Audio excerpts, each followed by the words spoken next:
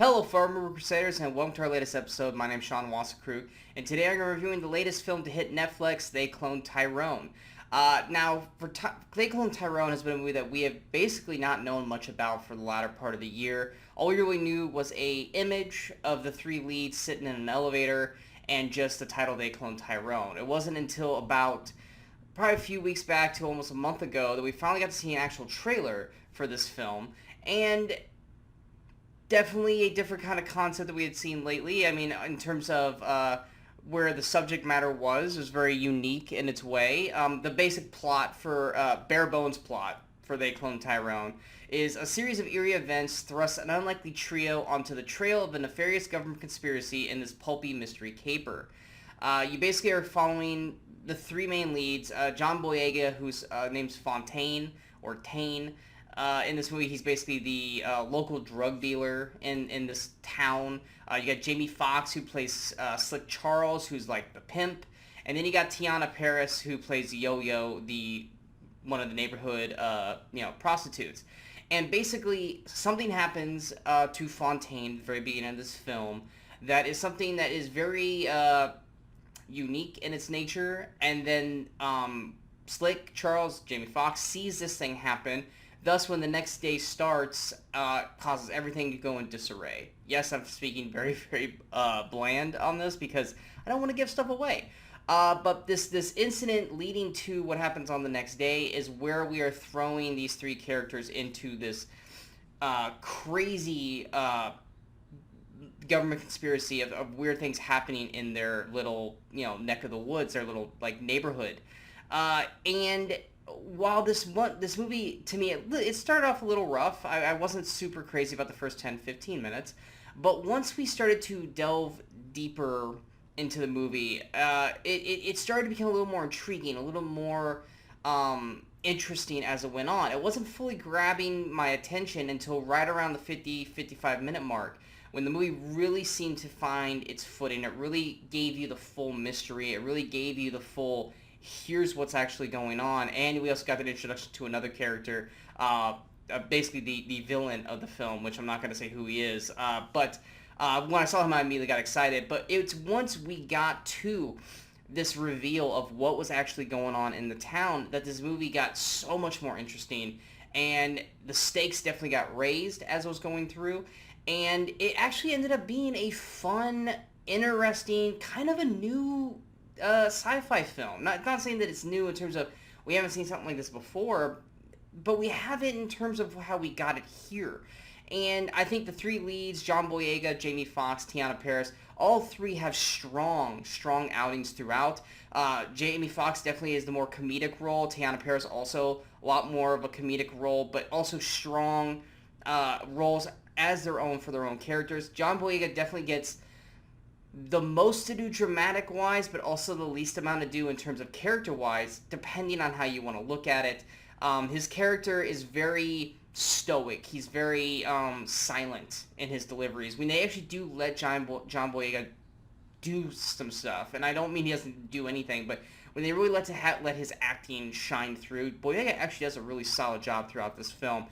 Jamie Foxx and Tiana Paris really are the two that kind of keep you energetic and keep you going on all cylinders as this movie's going, because they're just hilarious throughout. I'm not saying this is a laugh-out-loud comedy, but they have these lines of dialogue that definitely keep you energetic throughout the slow movements, throughout the times where maybe it might feel a little too off or a little dry. You get a great, line delivery from Jamie Foxx, or Tiana Paris's character's got a great line here or there, and then Boyega really brings it through with the acting elsewhere. In terms of the actual story, like I said, once we start to get the delivery of what the story is and we see how the story starts to unfold, it definitely made this world that they created in They Cloned Tyrone a lot more interesting, and I wanted to know more about it. We got a good taste of it by the end of the film, and they do tease stuff towards the end. I'm not saying they're going to branch off sequels. This definitely feels like a one and done kind of film, but they could branch it off if they wanted to. But it definitely opened up the door for a lot of interesting conversations, a lot of interesting questions that would have liked to have been answered that we didn't get to be answered.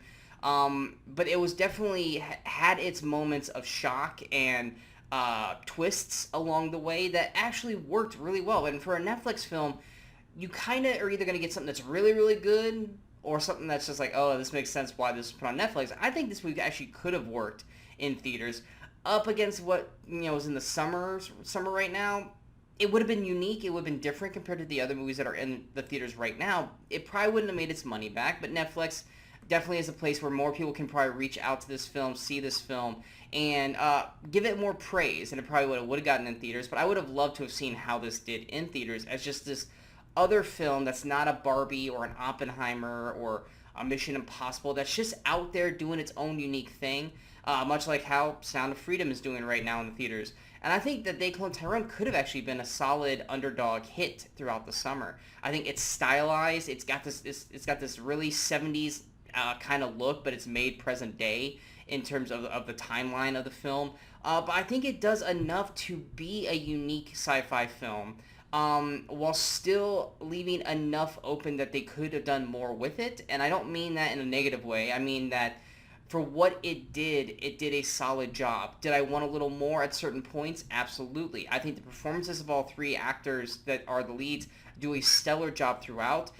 There are some other characters throughout the film that I think had small little fun moments. Could they have gotten a little more out of that? Absolutely. Could we have gotten a little more into the actual mystery of it all? Sure. But for what we got, I thought They Clone Tyrone was actually a very, very solid sci-fi film overall, and something that I would definitely recommend for people who are looking for that kind of film. Something just different and unique compared to the movies that are out right now. Not that the movies out right now aren't unique in their own way. It's just this is something different from what we already have seen. So definitely I would recommend They Clone Tyrone. I think it would be a solid sci-fi Netflix film for you guys to check out, especially with John Boyega, Jamie Foxx, and Tiana Paris, which many people are going to be watching Tiana Paris later this year in The Marvels, because she plays Rambo in the film. But yeah, I would give They Clone Tyrone a 70, I think it's a 76%. I think it's solid for where it's solid. It does take a little bit to get going. It takes about till the end of the first act before you actually really start to kind of get interested in what they see. And middle of the second act, it really falls into another gear, and you are pretty much with it all the way to the very, very end. I hope you guys enjoyed this review. If you guys did, go hit that like, share, and subscribe button to the channel so you guys stay up to date with all the latest videos pop up on the Movie Crusaders. And of course, remember to follow us on all the social media outlets you see below. Coming up next, we got reviews for Barbie and Oppenheimer, as well as this week's episode of the Weekly Crusaders, where Brian, Michaels, and myself talk about two movies that came out during this week in movie history. We got a lot more coming down. We're nearing the end of the summer, so there's more movies coming, a lot more videos to talk about here. Hope you guys check it out and still keep watching. And until next time, in case I don't see you, go watch some movies and go have some fun.